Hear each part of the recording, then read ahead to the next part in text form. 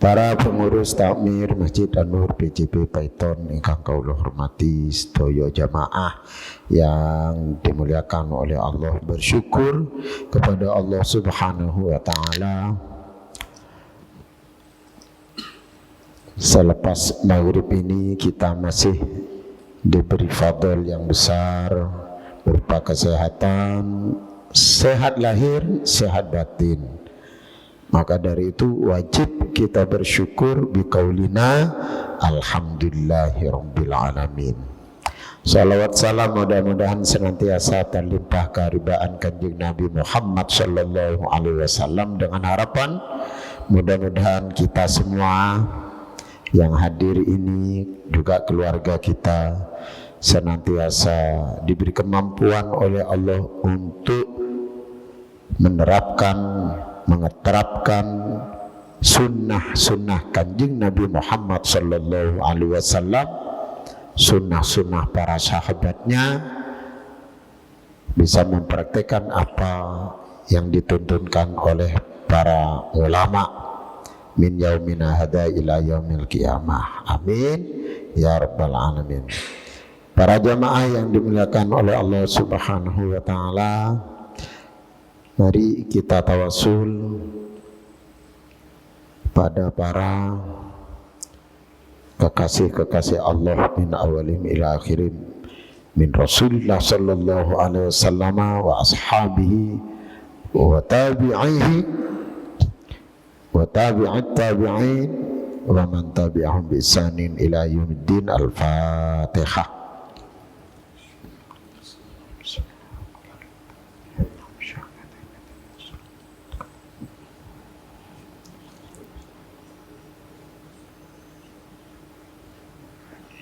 Son sahibi hadzal kitab alladzi ta'allamnahu wa 'allamnahu. Al-Fatihah.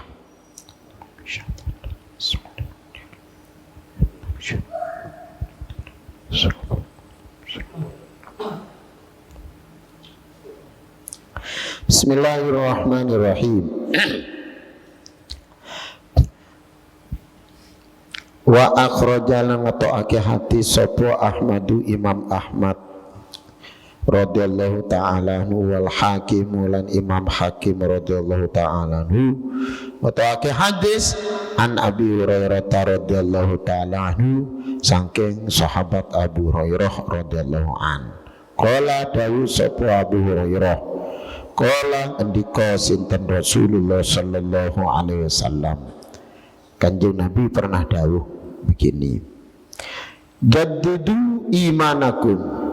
Qila wa kaifa nujaddidu imanana ya Rasulullah? Qala fa aktsiru min qauli la ilaha illallah.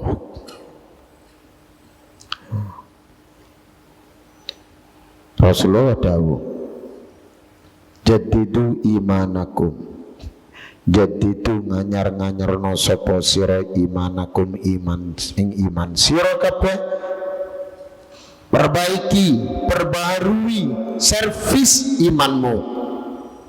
Kila Rasulullah ditanya, wa kaifalan hayaqul nopo ya Rasul nujaddidu, nganyar-nganyari kula imanana ing iman kula ya Rasulullah du Gusti.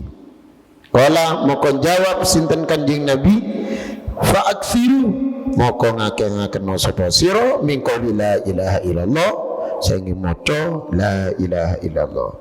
Sahabat tanya, gimana caranya nyervis iman ya Rasul? Memperbaharui iman itu gimana ya Rasul?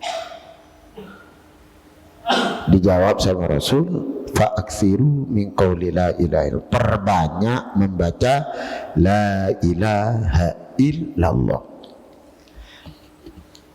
Para jamaah, kita ini alhamdulillah hidup bersama para ulama ahlu sunnah wal jamaah. Iman kita ini loh, kata Rasulullah itu seperti roda pedati. Ngerti roda pedati? Kalau katanya orang Madura itu roda pedati itu engak gelindingna dokar, seperti ban mobil. Kalau berjalan ini kadang-kadang ada di bawah, kadang-kadang di atas, kadang-kadang di tengah. Itu loh. Itu roda pedati kan begini. Sekali di atas, sekali di bawah, sekali juga di tengah. Iman itu juga begitu. Yazidu wa yanqus. Kadang bertambah, kadang berkurang. Kadang-kadang tinggal sedikit sekali itu. Iman itu. Kapan bertambah? Pada waktu kita beribadah kepada Allah. Kapan bertambah? Jika ngaji seperti ini. Ini iman sampean lagi hit, lagi naik ini, lagi naik. Ngaji, wiritan, baca Quran, lagi. Setelah itu bulan berkurang di tengah. Oh, dek rumah tangga ono masalah. Anjlok nih. Kadang-kadang di jalan, apalagi di lapangan menjadi panitia Agustusan di sana mendatangkan artis, anjlok. Anjlok. Kalau sering naik, alhamdulillah. Tetapi kalau sebaliknya sering anjlok, ini innalillah. Makanya karena kadang naik, kadang ada di tengah, kadang ada di bawah, kata Rasulullah perlu servis.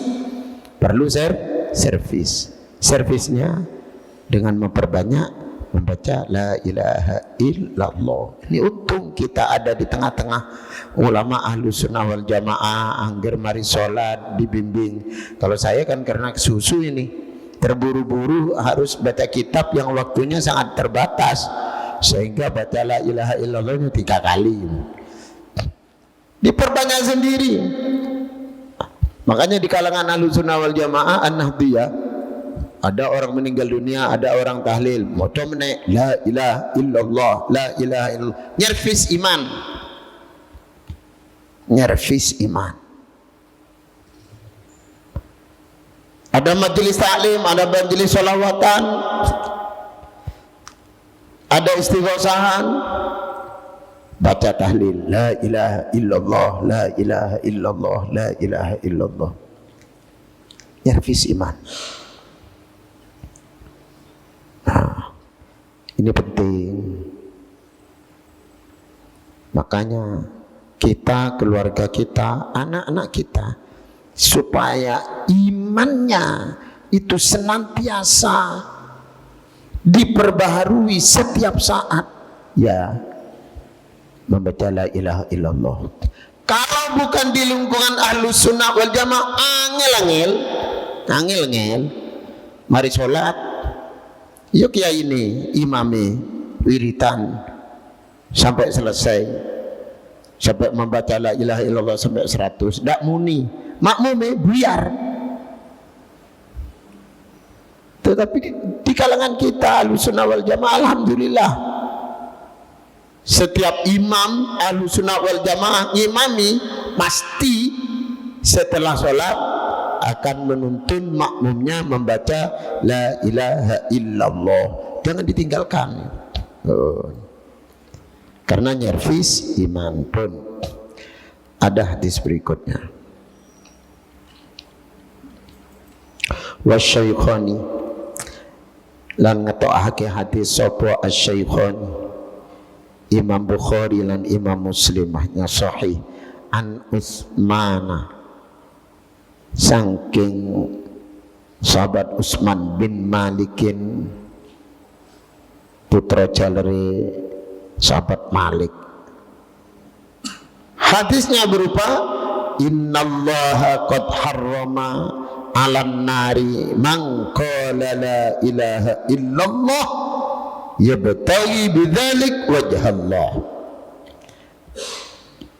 Imam Bukhari dan Imam Muslim menulis hadis, isinya innallaha satuni Gusti Allah iku qad harama teman-teman ngaramaken ngelarang sinten Gusti Allah alan nari ing atase neraka,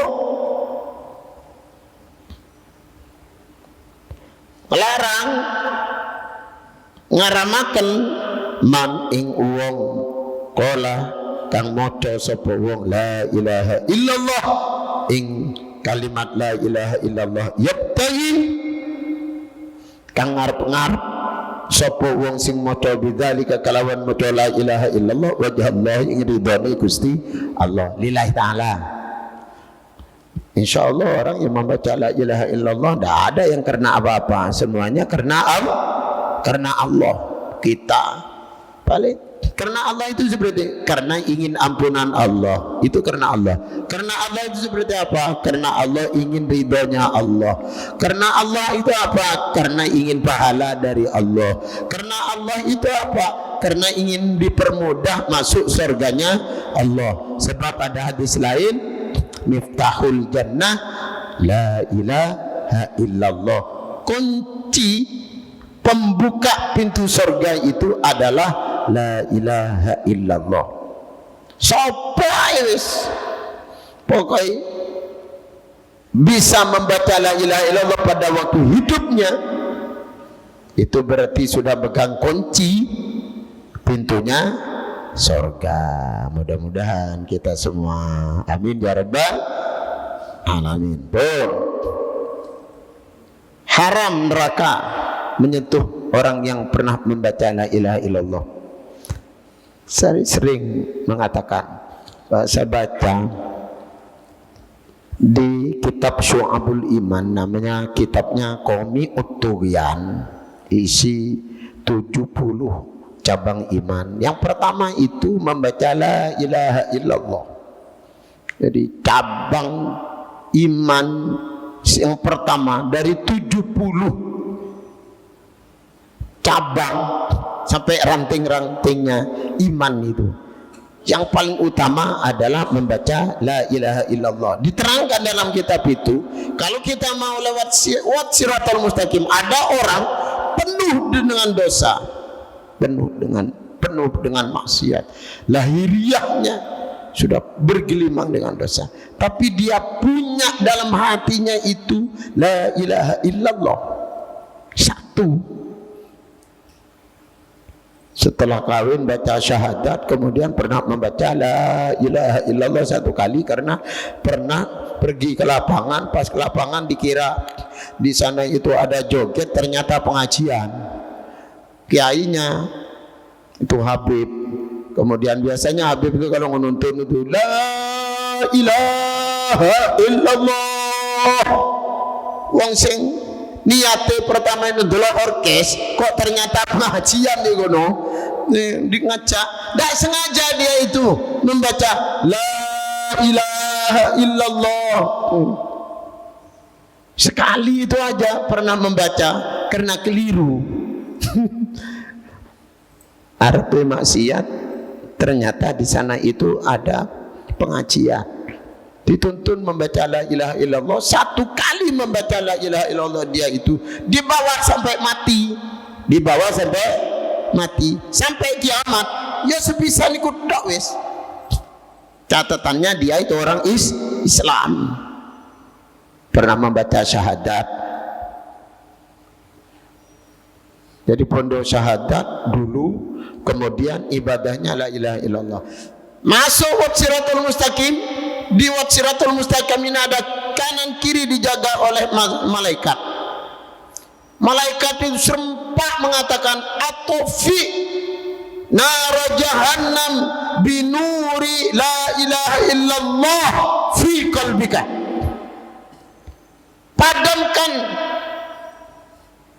Padamkan api neraka jahanam itu dengan cahaya la ilaha illallah yang ada di hatimu dulu yang satu kali itu.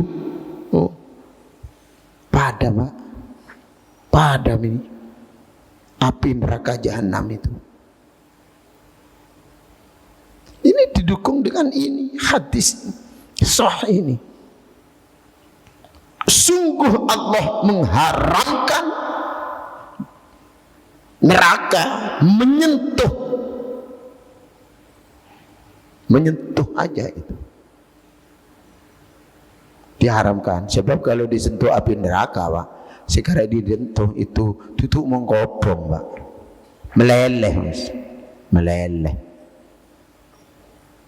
Sampai kena ini aspal dong, aspal dibakar di jalan itu, di aspal. Tangan sampean, jangan badannya, tangan sampean diginikan, kemudian tarik itu, kemudian lihat seperti apa daging sampean itu, tes. Itu geni pembakarnya aspal yang di jalan di dunia. Saya katakan bahwa api yang ada di dunia, hebat-hebatnya api, melalap apa saja bisa membakar besi di dunia, itu hasil buatan Allah dari asap api neraka, dari kejauhan, dari perjalanan 10.000 tahun dari ujung nerakanya itu, asapnya itu mantul, orang berjalan 10.000 tahun baru nyampe. Itu asapnya diambil itu oleh malaikat maut, itu dijadikan matahari. Prosesnya masih dikum 10 tahun di telaga, di surga, dikum lagi sampai 10 kali baru diteskan. Kok masih kobong bumi, dikum lagi sampai oh ini buminya ada ini, tapi pepohonan banyak kosong, pepohonan kosong, tarik lagi, dikum lagi, oh no. Jadi calon matahari itu kum lagi, cara dikum lama-lama, oh masih ini tidak kuat. Allah membuat lapisan namanya ozon. Coba dengan lapisan ozon masih bocor ini, tidak bisa, tidak kuat ini. Akhirnya Allah membuat lapisan di permukaan bumi namanya atmosfer. Aman, bahkan. Baru ini ada manfaatnya. Sinar matahari dibikinlah sama Allah Subhanahu wa ta'ala, matahari berguna untuk manusia. Prosesnya seperti itu. Akhirnya ada api yang di dunia ini. Itu hasil proses asapnya itu, bukan api nerakanya. Gini ini kalau jam 12 siang terik matahari itu seperti sekarang di tengah jalan itu, tidak pakai kopiah, tidak pakai helm sampean itu, persis matahari di atas kepala istilahnya, itu seperti gosong gitu. Hadirin sekalian, besok itu neraka kalau kita lewat neraka, walaupun nanti masih 70 tahun itu ada api neraka jahanam.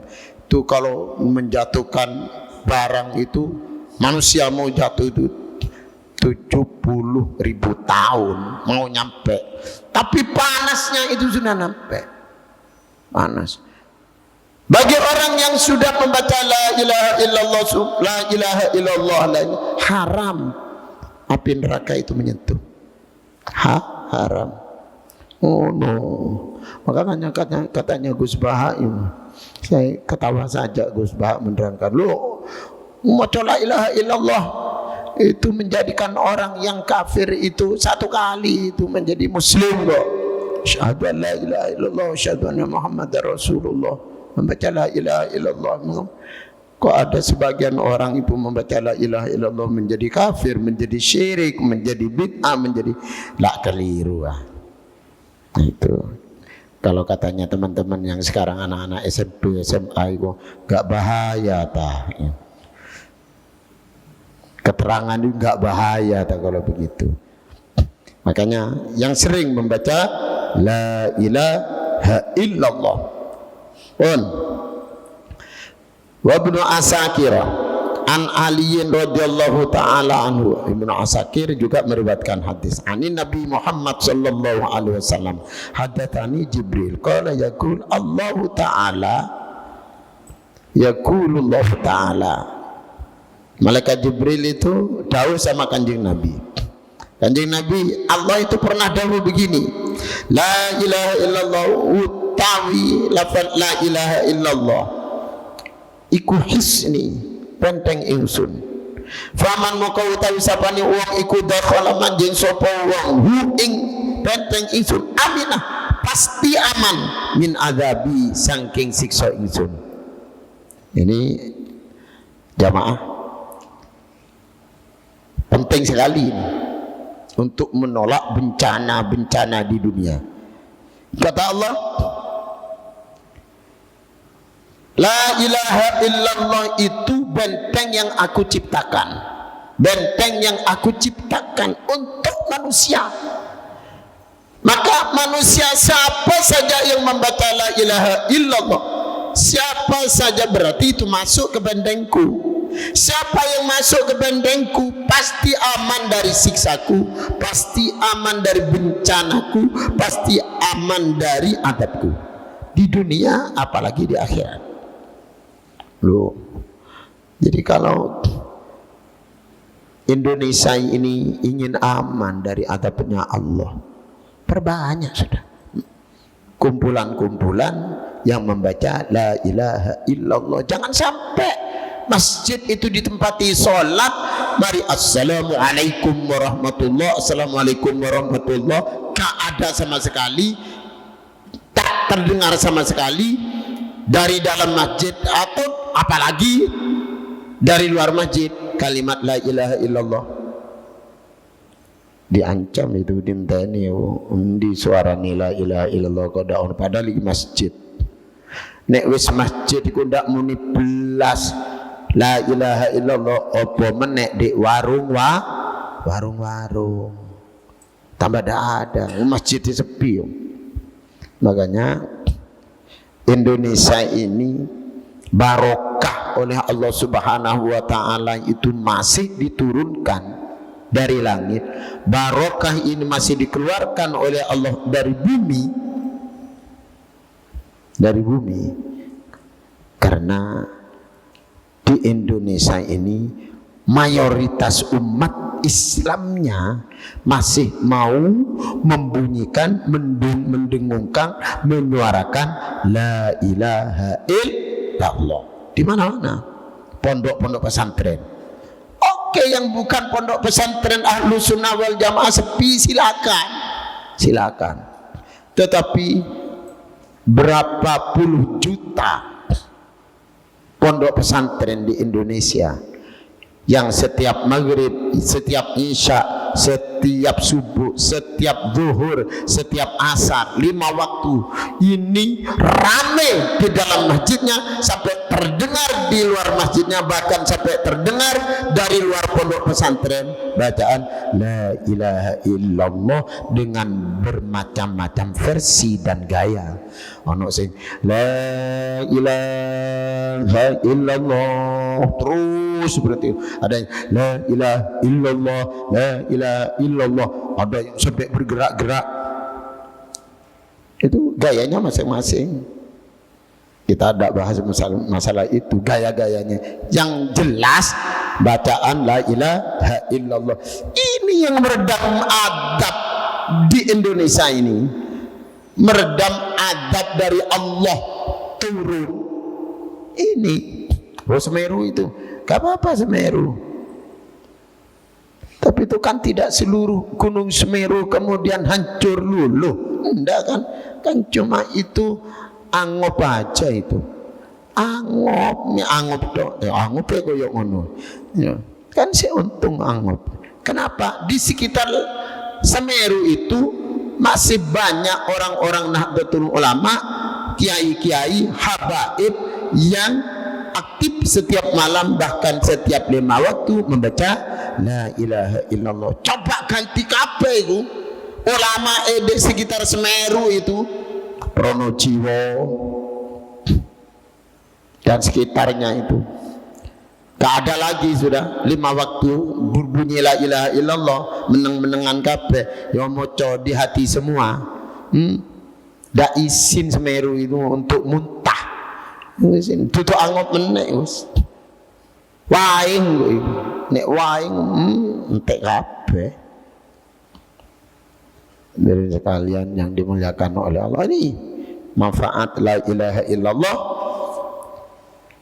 Dia orang yang membaca la ilaha illallah 1 kali masuk pada benteng yang diciptakan oleh Allah. Kalau sudah masuk pada benteng ini, aman dari azab Allah. Amin ya rabbal alamin. Jenengan mantun salat maghrib mau pinten no. Mau pinten.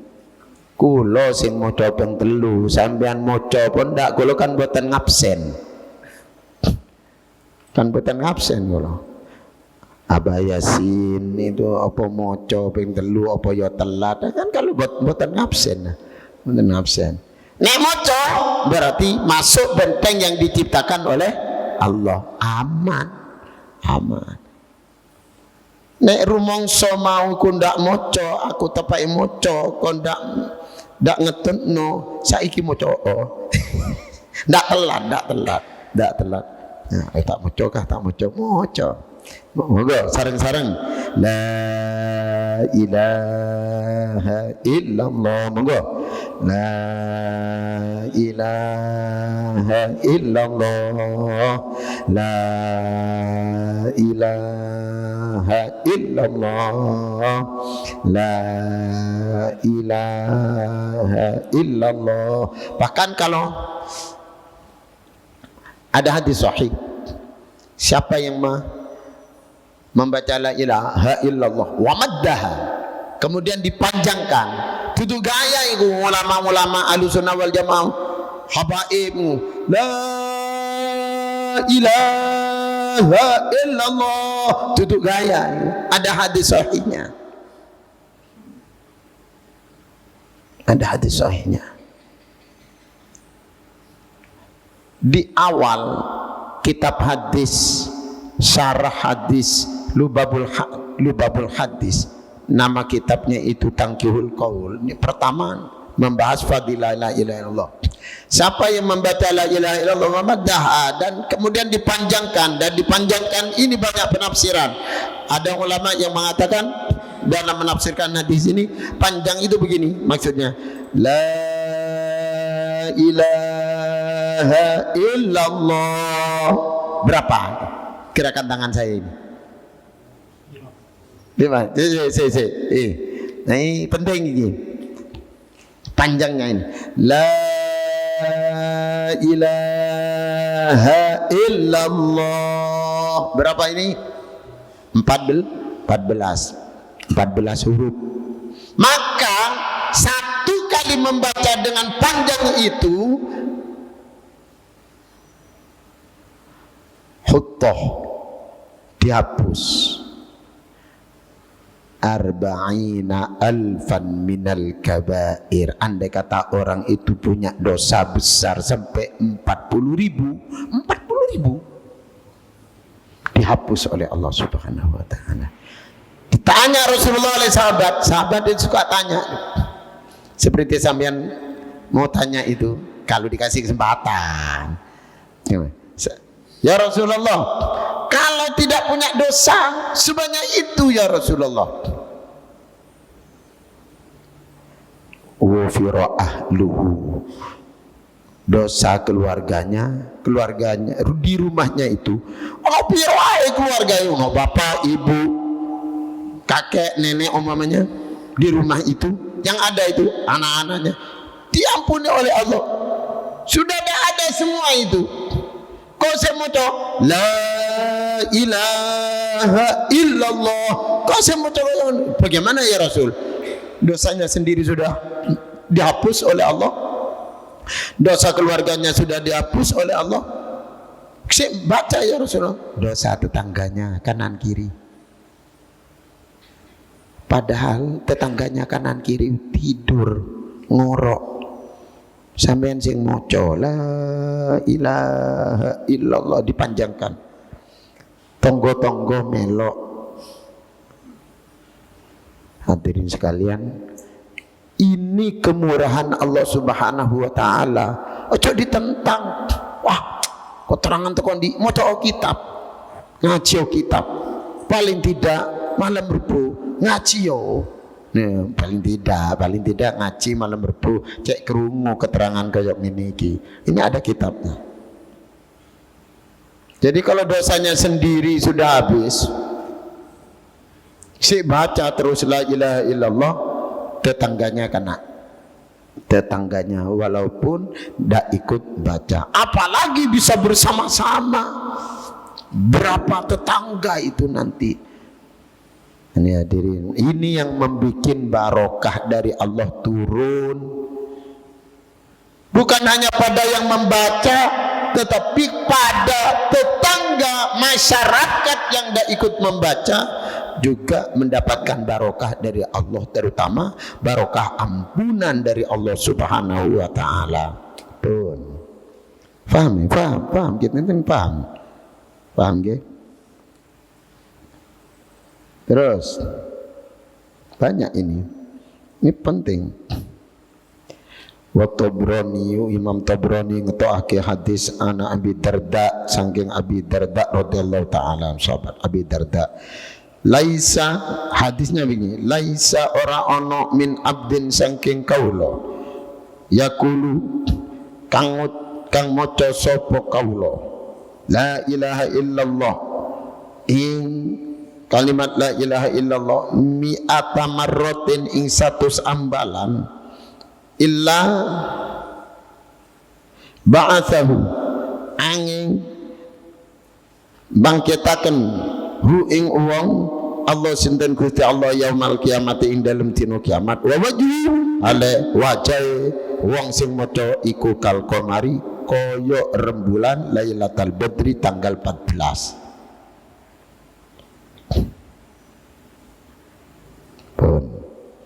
Ini hadis ini begini, fadilah ini. Kalau ada seorang hamba membaca la ilaha illallah, la ilaha illallah sampai 100. Sampean sehari semalam pernah membaca la ilaha illallah sampai 100? Pernah? La ilaha illallah, la ilaha illallah, la ilaha illallah. Pernah nggih? Kalau saya di rumah memang kalau subuh astagfirullahaladzim kita baca 100, la ilaha illallah baca 100, sholawat baca 100. Bok sing makmumnya ikut tuwek nom tetep 100. Biar ada dalam 24 jam itu kita yang satu kali duduk membaca 100. Kalau ndak sekali duduk ndak apa-apa, dicicil isu 30, awan zuhur 33, subuh 33, zuhur 33, terus asar 33, pinten Bu? 99. Karek nambahi siji. La ilaha illallah 100 wis. Kalau ini dilakukan, maka besok akan dibangkitkan oleh Allah Subhanahu wa taala, ba'athahullahu yaumal qiyamah wajhu kal qamar Lailatul Badr. Wajah kita itu sudah berbeda jauh dengan orang-orang yang kafir. Sebab wajah kita itu mencorong seperti bulan tanggal 14. Nek kadang sing maca ya kelompoknya memang yauma idzi yasdurun nasu ashtatan yurau a'malahum. Tuh kelompok orang yang suka membaca la ilaha illallah 100 itu akan dikumpulkan oleh Allah, maka wajahnya mencorong semua. Maka di lingkungan itu nanti tidak akan ditemukan wajah orang yang hitam kelam. Sebab itu ashtatan, berkelompok-kelompok. kelompoknya ahli baca la ilaha illallah.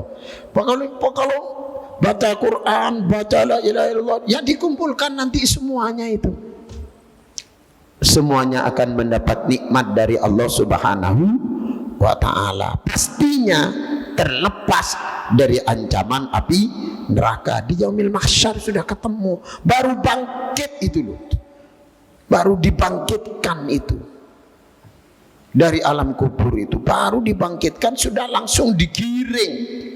Wasiqal ladzina taqaw,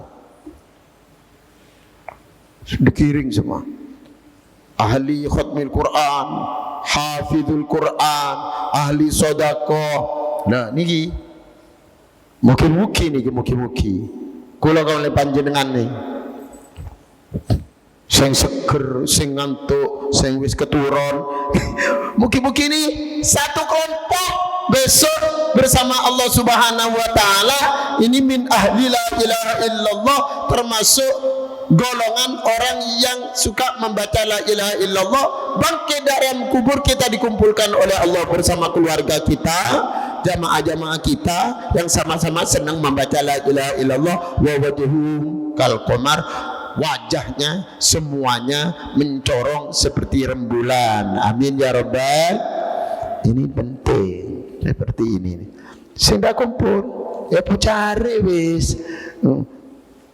Wajahnya seperti apa yang tidak kumpul sebenarnya? Ya wajahnya kalau memperbanyak la ilaha illallah, barangkali ada yang sendiri-sendiri, ya silakan, akan termasuk bagian kita. Tuh hadirin sekalian yang dimuliakan oleh Allah. Hadis terakhir.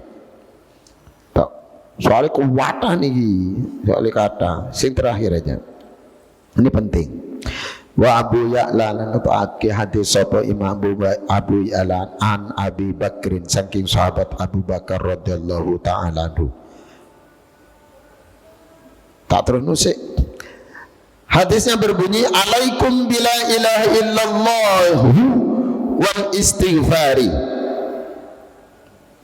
Hendaknya kalian itu membaca la ilaha illallah dan istighfar. Wa aktsiru minhuma, kalau bisa perbanyak pagi ya seperti tadi itu minimal 5 waktu. Kenapa? Alasannya kan dia Nabi, fa inna iblis karena satu ni iblis ikokola, tahu ngucap sapa iblis. Iblis pernah berkata pada Rasulullah, ahlaktun nasa bidzunub, saya kalau mau ingin menghancurkan manusia, ingin menghancurkan iman manusia, ingin menghancurkan Islam manusia, kalau ingin menghancurkan pahala yang telah dihimpun oleh manusia, saya hancurkan bidzunub dengan tertarik melakukan dosa. Makanya dalam keterangan itu, innal hasanati yudhibnas sayyi'at wa kadzalikas sayyi'atu yubtilna sholihal a'mal. Kita berbuat baik maka dosa akan terhapus. Tetapi jika tergoda dengan godaan setan kemudian jatuh pada perbuatan dosa, pahala akan terhapus, perbuatan baik akan terhapus. Maka di sini pinternya iblis. Tetapi dituliskan sama iblis, wa ahlakuni, tapi manusia itu bisa menghancurkan hak aku. Aku tidak mampu menggoda dia karena aku bisa hancur bila ilaha illallah wal istighfari. Kalau dia membaca la ilaha illallah dan memperbanyak la ilaha illallah, memperbanyak istighfar. Ini pengakuan iblis di hadapan Kanjeng Nabi. Hasil dialognya Kanjeng Nabi dengan iblis. Ya apa kon iblis nek ngacurno umatku ya apa? Nggih, kalau itik-itik supados nglakoni dosa kan. Oh, terus tapi umat jenengan niku saged ngajuraken kula. Ya apa carane? Nek ngakeh-ngakehaken, ngadah-ngadahaken maca la ilaha illallah kalian istighfar. Ini penting ini. Jadi kalau kita ini ingin terhindar dari godaan iblis, godaan iblis itu banyak, godaan iblis itu. Ya alladzi yuwaswisu fi sudurin nas minal jinnati wan nas. Dan itu supaya terhindar, perbanyak membaca la ilaha illallah, perbanyak baca istighfar, astagfirullahaladzim, astagfirullahaladzim, astagfirullahaladzim. Jadi kalau kita ini melihat jamaah di mana saja, sampean lihat di TV, sampean lihat di YouTube, atau kita datang ke jamaah itu membaca astagfirullahaladzim, astagfirullahaladzim, kita langsung bicara dalam hati, alhamdulillah, alhamdulillah. Kelompok itu ditakuti iblis, kelompok itu bisa menghancurkan iblis, sehingga iblis tidak berani menggoda orang yang sering membaca istighfar dan orang yang sering membaca la ilaha illallah. Tapi iblis meneruskan kata-katanya di hadapan kanjeng Nabi. Falamma ra'aitu dzalika ahlaktuhum bil ahwa hum yahsabuna annahum muhtadun. Tapi ya Rasulullah, saya tetap tidak putus asa menggoda umat sampean itu yang sudah sering membaca la ilaha illallah dan istighfar. Hatinya sama saya goda untuk tidak ikhlas, hatinya saya goda untuk suudzon, jelek sangka kepada orang lain, hatinya saya goda bi'ijabihim ala anfusihim, dengan ujub membanggakan diri dengan amal-amal mereka, sehingga mereka hawa nafsunya dari dalam saya goda. Wa hum yahsabuna annahum muhtadun. Mereka mengira bahwa apa yang dia lakukan itu petunjuk dari Allah Subhanahu wa taala, menganggap dia itu ada di jalan yang lurus, ngerasani uang, merasa ndak, aku ndak ngerasani tapi ngandani sampean, ya gitu. Ndak, iki ndak ngerasani iku wong iku aku, tapi aku ngandani sampean. Ini merasa bahwa dirinya itu tidak mengikuti hawa nafsu, tetapi merasa ini mendapat petunjuk dari Allah. Aku iki wajib ngandani sampean iki gini. Mana? Diadu domba, mengadu domba. Namimah.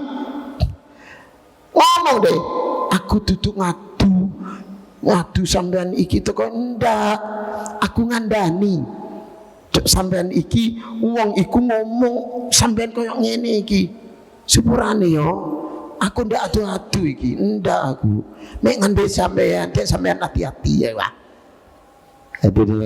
Dan dikoda terus begitu. Datang ke masjid, sudah tidak berhasil. Iblis itu menghalang-halangi jamaah mau masuk ke Masjid An-Nur, tapi hatinya dihebatkan ya. Ngomong hatimu ngomong kaono wis sing sregep kaya aku. Kalah iku jenenge ujub, membanggakan diri, entek ganjarane, habis pahalanya. Ini caranya iblis. Makanya mudah-mudahan kadang-kadang takabur, sombong, kaono salat sing sah kaya aku iki ndak ono wis. Iku kabeh keliru. Aku iki tuntunan Kanjeng Nabi 100% aku iki. Godaan. Ujub entek ganjarane mlebu masjid iku. Dan seperti itu liciknya iblis. Maka dari itu mari gempur godaan iblis yang ilegal itu. Tidak usah gempur rokok ilegal toh. Gempur rokok ilegal toh. Godaan iblis yang ilegal. Tuh. Jadi sekalian dengan memperbanyak la ilaha illallah Muhammadur Rasulullah, perbanyak istighfar, astaghfirullah. Mari baca 3 kali, astaghfirullahaladzim, astaghfirullahaladzim, الرجيم أستغفر الله العظيم الذي لا إله إلا هو الحي القيوم وأتوب إليه لا إله إلا الله محمد رسول الله لا إله إلا الله محمد رسول الله لا إله إلا الله محمد رسول الله sallallahu alaihi wasallam. Jadi manfaat la ilaha illallah, satu, kita tidak akan disentuh oleh api neraka. Kedua, dosa kita akan dihapus oleh Allah Subhanahu wa ta'ala. Yang ketiga, kita akan aman karena kita masuk benteng yang diciptakan oleh Allah, aman dari bencana yang merupakan adab dari Allah Subhanahu di dunia apalagi di akhirat. Kemudian yang terakhir, kita memperbanyak la ilaha illallah, memperbanyak istighfar, akan aman dari godaan iblis, akan aman dari godaan iblis. Mudah-mudahan ngaji kita manfaat barokah, amin ya rabbal alamin. Allahumma fiq ila kumitarik. Wassalamualaikum warahmatullahi wabarakatuh. Al-Fatihah.